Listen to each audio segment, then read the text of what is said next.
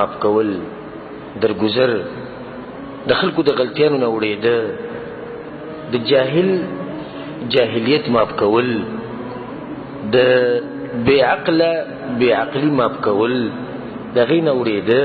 ایو د سلامتیا لرکته د مؤمن شان دی. او زه په دعوی سره دا خبره کوم چې دا صفت په ډېرو خلکو کې نشته. حالانکه الله سبحانه وتعالی په قرآن کې وایي وسارعوا الى مغفرة من ربكم وجنه. الله وایي منډه ووایي د جنت طرف ته، د الله سبحانه وتعالی بخاني ته منډه ووایي، هغه جنت ته منډه ووایي چې د هغې پلنوالی چې د هغه د اسمانونو د ځمکې په اندازه باندې اعدت للمتقین. د تقوادارو خلکو دپاره الله دا جنت پیدا کړی، تیار کړی. مخکې الله سبحانه وتعالی د دې مؤمنانو یو صفت ذکر کړی دی او دغه ځای زموږ مقصد دی. نو بلکې الله سبحانه وتعالی څه وایي والکاظمین الغیظ والعافین عن الناس. والکاظمین الغیظ، او سکون کی د غصې دي، یا غصې لره کنټرول کوون کی دي، غصه بخپل قابو کې ساتي. دا د مؤمن شان دی. والکاظمین الغیظ، دا غصه خوري. دویم والعافین عن الناس، او خلق معاف کوي. دا د مؤمنانو غټ صفت دی چې نن سبا په ډېرو خلکو کې نشته. د شمار خلک به چې هغو کې به رب العالمین د صفت اچولی د مؤمنانو ډېر غټ صفت دی سړی معاف کول.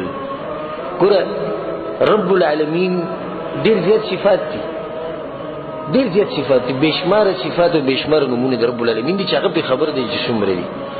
خو په دې قرآن کې الله سبحانه وتعالی غالبا چې کوم خپل نوم او صفت ذکر کړی غفور رحیم ذکر کړی، بخانه کوونکی او رحم کوونکی. د الله سبحانه وتعالی ځای په ځای ذکر کړی. اشاره دې ده چې الله سبحانه وتعالی سخت عذاب ورکوي. الله سبحانه وتعالی یو انسان ته غوسه کېږي، الله سبحانه وتعالی یو انسان رانیسي، خو د دې هر څه نه زیات الله سبحانه وتعالی وایي زه بخانه کومه. دا صفت الله سبحانه وتعالی په دې ذکر کړی چې مؤمن په دغه رب باندې ایمان راوړي نو بیا په دغه صفت په ځان کې پیدا کېږي، کوم چې د رب العالمین یو مشهور صفت دی قرآن کې ځای په ځای ذکر کړی. والکاظمین الغیظ والعافین عن الناس. ګوره والعافین څه شی؟ عن الناس، انسان. د انسانانو د انسان په دې وجودونه هیر کېږي، خطا پرې راځي. الله وایي دوی دغه انسانان بخي. زه درته دا وایم تا نه غلطي کېږي که نه کېږي؟ هر چا نه کمی زیاتی شوی. ولې؟ ځکه چې ته انسان یې، کمزور یې. په ما کې هم کمی شتي، په تا کې هم شتي، په دې بل کې هم شتي، په هغه کې هم شتي، په ده کې هم شتي. و دا مخامخ انسان چې تا ته دی دا کوم چې زیاتی وکړو یا جاهل دی، دی هم ستا په شان انسان دی. ته په څه باندې د ده نه ځان غټ شماري چې معاف کوې نه؟ یو حدیث ورته وایم رسول صلی الله علیه وسلم وایي وما زاد الله عبدا بعفو الا عزا. او کم بنده چې معاف کول کوي او په خلکو پرده راچوي، د خلکو د غلطیانو نه اوړي، د سلامتیا لار ګوري، لټوي، رسول صلی الله علیه وسلم الله دې عزت ډېروي. ولربما خزن الحلیم لسانه. او کله کله د دروند سړی چې د خپل ژبې ټاله کړي، د خپل ژبې ته ټاله اچولي، کېدای شي خبرې ولې نه ورځي، دم کېدای شي. شاعر وایي حذر الجواب وانه لمفوه. خبرې ولې ډېرې ورځي، ژبه ډېره تیزه ده، تعلیم هم شتي، علم هم شتي، عقل هم شتي، ولې په دې کې دا ژبه بنده کړې ده؟ دروند دی که نه، مؤمن دی. زه به تا ته ډېره قیمتي خبره وکړم، ځان سره یاد ساته. او که په دې خبره دې عمل وکړو نو انشاءالله دا صفت په تا کې پیدا کېږي. خلک په درې قسمه دي. یو هغه دی چې تا نه غوره دی. څه خلک تا نه په دې دنیا کې څه دي؟ الله غوره کړي، مشر دی، علم ورسره ډېر دی، بل څه مقام الله ورکړی دی، یو ځي مشر دی، یو قبیلې مشر دی، په دین کې ول الله یو مشرتیا ورکړې، دی اوس تا نه غوره دی. یو هغه کس دی چې تا نه کته دی، درجه یې ستا نه کته ده. دا دوه قسمه خلک شو. دریم قسم خلک هغه دي چې ستا په شان دي. دا درې قسمه خلک دي، او دا درېونه غلطي کولی شي، او دا درېونه به تا سره ظلم زیاتی هم کوي. نو ته به څه کوې؟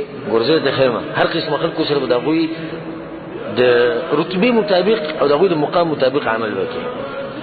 دا اولني قسم خلک ستا نه غوري مجستانه غوري بیا ته سني شي بس معافي پس سوچ به معاف کې چې زمانہ غوري د دوی خبره څه شو ختم شو د تانه چې کته دي نه پوي دا به معاف کې په څه باندې نه پوي دریم زما پشان دي بالکل زما پشان اوس یو قسمه د کنزلو بالکل درجه زما پشان ده زما پشان سره ولي د سره به څه کومه خبره دي ذکر دي چې به زړه سوچ کومه چې درون هغه دی چې اخلاق اوچتي نو راشي زړه د نه ځان درنومه چې سمو د کله فرق راشي دغه اوس پر زما پشان دي کنزلی ما ته اوس ځان د پشان نه کوم ځکه چې د سپک شو کنزلی وکړي ظلم وکړو غلط کار وکړو نو زه به دې معاف کوم یو حدیث کې راځي ډېر عجیب حدیث دی من سره رسول الله صلی الله علیه وسلم چې دا خبر خوخي چې الله ول دنګ دیوالونه په جنت کې جوړ کړي وان ترفع له الدرجات او الله ول په جنت کې درجه اوچتيږي نو رسول الله صلی الله علیه وسلم درې کار وکړي کدنګ دیوالونه په جنت کې خوخي او اوچتي درجه دي خوخي درې کار وره د پیغمبر ته وي اولنی کار به دا کې چې فليعفو عمن ظلمه چې څوک سره ظلم کوي نه غو معاف کوي دیم کار وسه کې او ورکی به هغه چاله چې دې محروم کړي دي لکه اوس دې وسړي سره ستا حق دی او تعالی ستاسو حق نه درکې ته د خپل حق نه محروم کړي کنه په بدله کې وته سکے چې ستا حق تو شو کو خوري نو تبا داغه حق ورکې د دیم صفت ته ځان کې پیدا کې دریم صفت ويصل من قطعه او چې څوک سره رشتہ پرې کوي داغه سره به رشتہ جوړي د درې صفات چې بچا کی نه دل بالله دنګي کمرې په جنت کې جوړي نه دا صفات د مؤمنانو دی دا وځي کې پیدا کوو ان شاء الله کنه باذن الله الله دې موږ ټول کې پیدا کړي یو ډېر عجیب حدیث دی باقي کې رسول صلی الله علیه وسلم اذا كان يوم القيامه کله چې قیامت ورشي نادى مناد اواز کون کې به आवाज وکي پنځو سره کله ورځ آدم علیه السلام نو ولې د اخرنی کس ور ټول ولای لغړ توغړ او په دې کې یو आवाज راشي خدای आवाज بسي او دې خبره ته وګورئ کړي اين العفون عن الناس اخلك چې مفعول هغه کوم ذکرې شي چلې ها ولې موږ به خلک مفعول شي چلې هلموا الى ربكم سرب ته سواز کې راځي خلصوکو وی چې خذوا اجورکم خپل اجرونه والی کړه ساس غډیر غټ اجر جمع شوی رب العالمین سره دا आवाज بدته کیږي خاص کوم چې ماف کول کې ځکه د صفت پیدا کړ مؤمن همیشه نرم زړه والی مؤمن سخت نه مؤمن سخت جب ولا سخت ولا بد اخلاق ولا مؤمن دا نه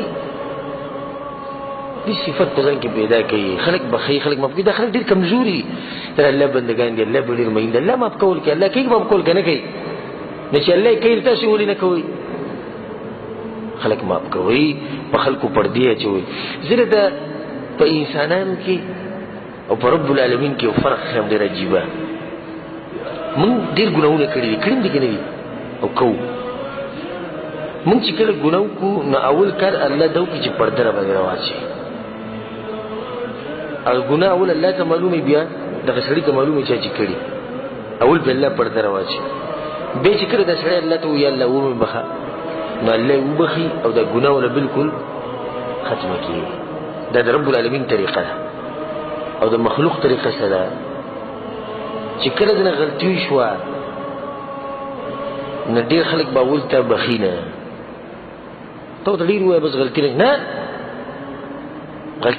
غلطی ده بس اول کار به دوشي چې دې معاف کینه دویم دا په شرمونو ودی و شرمای چې لا ماف کول نه او پردې چول بیا موږ چې څه گزارې وکړه نه ماف کوي دیم نه او چې څوک سره کینی هغه د مستا خبره کوي دا د انسانانو حال الا د مؤمنینو چې مؤمنینو دغه حال دا نه هغه ماف کول کوي او په انسان پرده مچي او رب العالمین سبحانه مهربانه بچا اول پرده وچی به چې بخانه وغوښته نه سره د بخانه بدلغه ګناه ختمه کی او څوک به خبرو نشي